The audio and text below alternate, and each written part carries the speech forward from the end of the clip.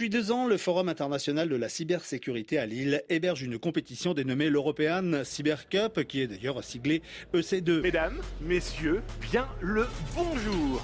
Les épreuves de ce concours de pirates éthiques mettaient en scène différents scénarios sur les situations auxquelles des entreprises, des instituts ou des organisations publiques se retrouvent souvent confrontées en cas de cyberattaque, nous précise l'organisatrice de l'EC2, Clémence Burette. C'est une compétition de hacking éthique qui reprend les codes du sport parce qu'il y a toute une animation et elle a pour but de mettre en valeur toutes les compétences et les métiers de la cybersécurité. On a cette année une association qui s'appelle e-Enfance qui nous a mis à disposition son site internet et nos gentils hackers vont aller essayer de découvrir les failles de sécurité qu'il pourrait y avoir pour essayer de les résoudre au maximum. Bonjour, hackers, hackeuses, pirates et pirates. On est en direct de Lille, en particulier de l'EC2. Une compétition internationale d'hacking éthique que Manon Herman, étudiante en dernière année dans une école d'ingénieurs du numérique à Paris, ne manquerait pour rien au monde.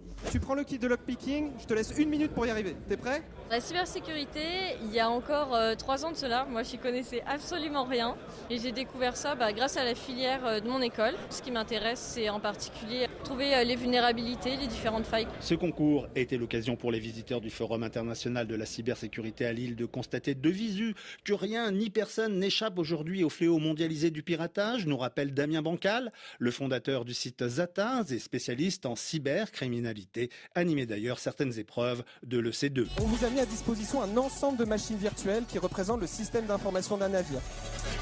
Alors, côté exemple, c'est de prendre les commandes d'un bateau pirate, de trouver une île où ce pirate va se retrouver devant un coffre-fort dans lequel il va devoir crocheter à la main la serrure.